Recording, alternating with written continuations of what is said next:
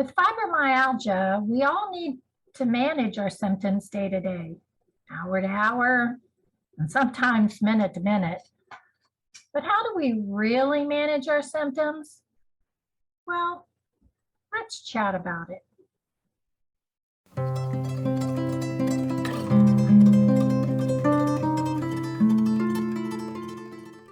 It's 9:30 a.m. and it's 40 degrees out. But by this afternoon, it's supposed to hit 70 degrees. It could be one of those days. How do I handle it?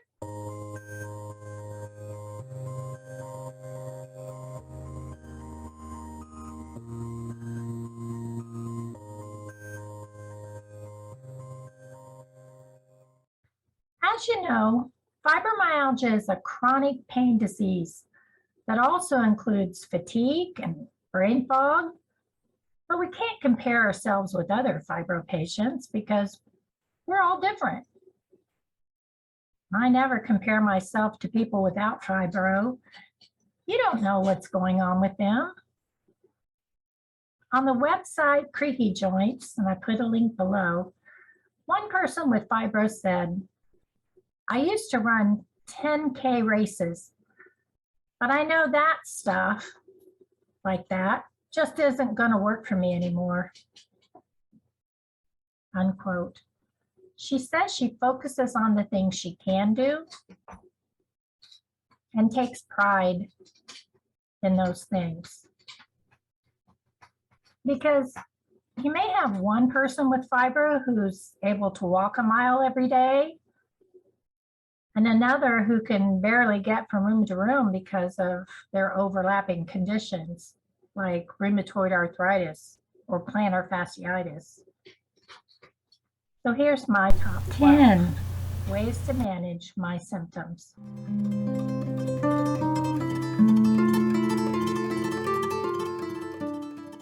I take 15 to 30-minute breaks from activities, which we call pacing. I have to do that because I'll push myself too hard otherwise.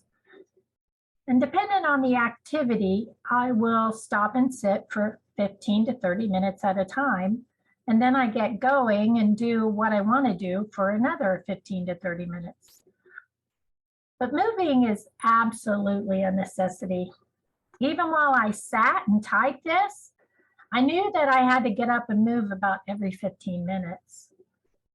I had laundry in the washer and the dryer and some tidying to do around the house. I got those done for the most part.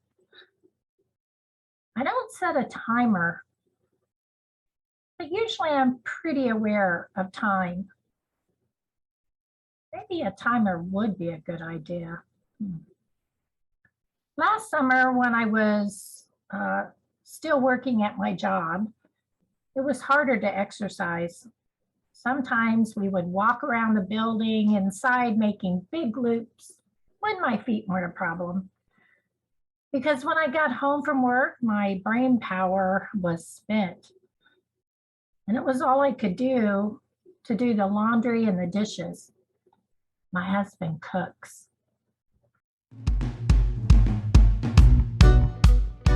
Sunshine is important, and in the winter, I know I'm not getting enough benefit from the sun, so I take vitamin D3. I take it all year long. I do have days when I need to rest longer. I've gone into flares and was in such a bad place. My lower back, my shoulders, my neck were in knots, and getting things done was impossible. So I give myself grace on those days.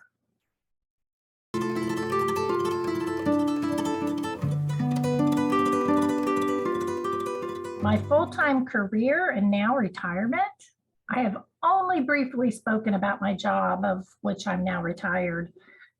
Sometimes I felt guilty because getting out of the office and traveling was a big problem for me, mostly in the winter.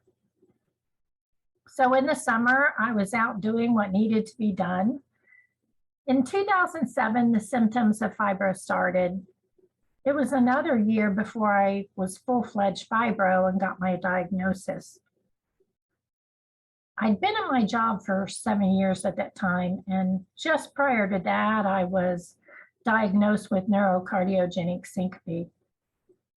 I made it another 13 and a half years because I wasn't going to let my illness ruin my life, or at least that's how I looked at it at the time.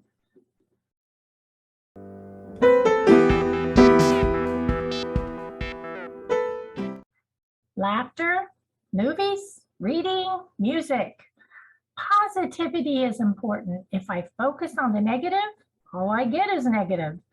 So it's important to me to find the positive in my world. I can laugh at myself when I say or do something funny. My kids and my husband make me laugh. I haven't started reading novels again, which is something I love to do. So that's for the future. I had to give it up when I started my PhD. I watch romantic comedies with my husband and sometimes not so romantic movies on Netflix and Amazon. We like action movies and YouTube videos that inspire me. These are all stress relievers. I listen to Christian music because things are put into perspective that the world is bigger than me and that I am loved by God.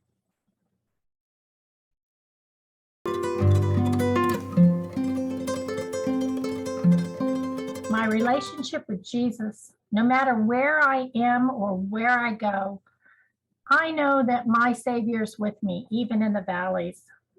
My relationship with Jesus began when I was 19. He changed my life, my focus, and my perspective on life as to why on earth we're here.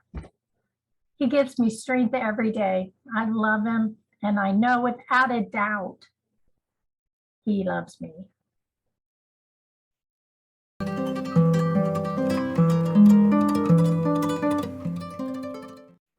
Family is very important to me. I can't imagine my life without them. My fur babies, my t-shirt. All you need is love and a dog named Tesla. Bring me joy and comfort.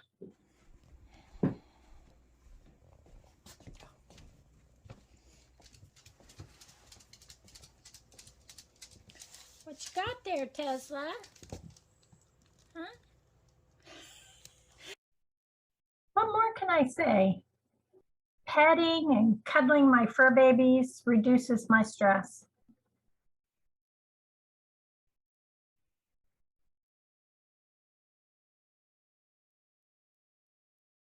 Medical care. Don't neglect yourself. If you aren't taking care of yourself, how can you take care of anyone else? Or do some of the things that you want to do. I take my meds as prescribed and do my home physical therapy as needed, which includes stretching and light exercise.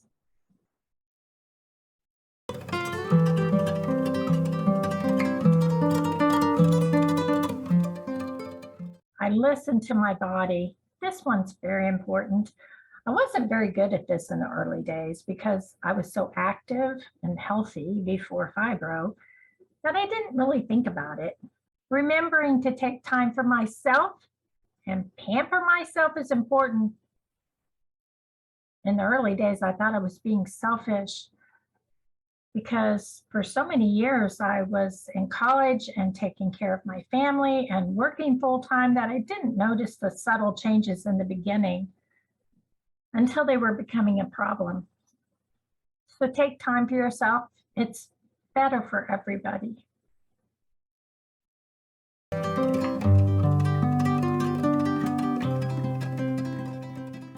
Don't overdo it on the good days. Well, this one, for me in particular, is something I'm not very good at doing. I'm really guilty of doing too much on my good days. For example, last summer, over 2 weekends, I put mulch down around my house, 20-pound bags, and there were 50 of them. But before I did that, I had to chop down weeds, rake them up, and bag them.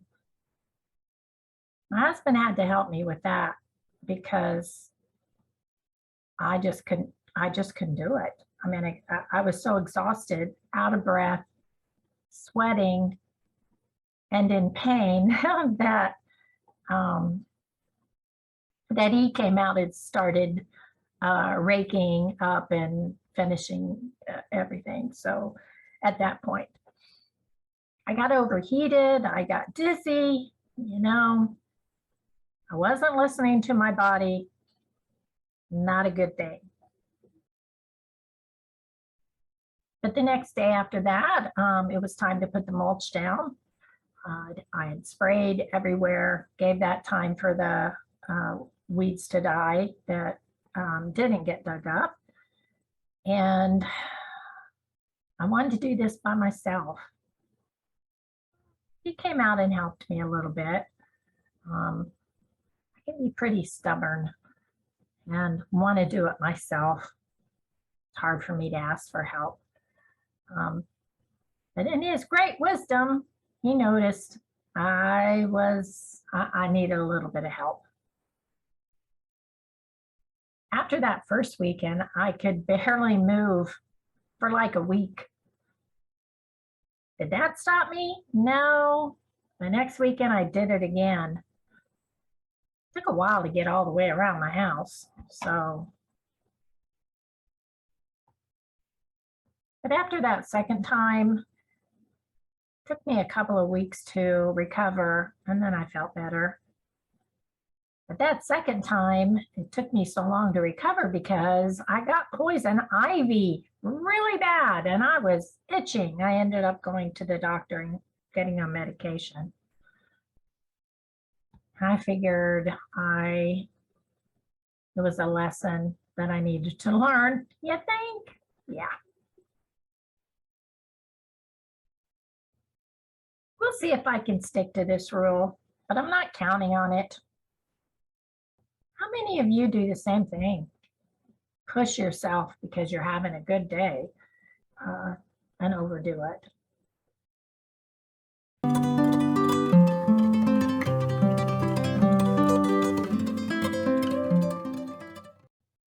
I'm learning to ask for help. I'm working on this one. It's not easy, but I do try and remember that sometimes people like helping. I'm learning to communicate with my spouse and my kids about how I'm feeling on a particular day. And that takes a little stress off me because I will try to put on a happy smile, or I'm totally grumpy and I don't even realize it. If I let them know, they're not guessing as to what's going on with me.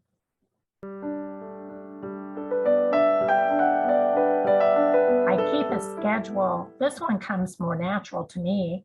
I prefer a normal routine, and I've learned to not get too upset when things change. My nighttime routine is the most special to me. And it helps me to be more successful with coping with my fibro. I take a pretty hot bath at night. I told my doctor that once, and she was like, not a good thing with your neurocardiogenic syncope. You need to have somebody watch you and make sure you're okay when you're in the tub if you're taking too hot of a bath. So I've tried to taper that, but on my really bad days, I take a hot bath. It relaxes my tense muscles, reduces my pain, and helps me sleep.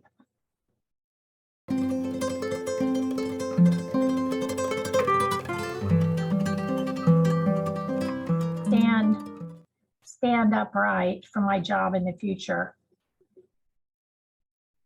Petting and cuddling my fur baby. Remembering to take care. I'm learning to communicate with my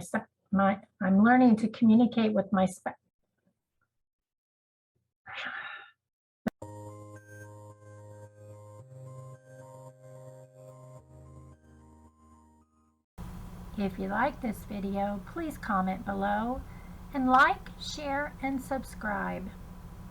Have a great day.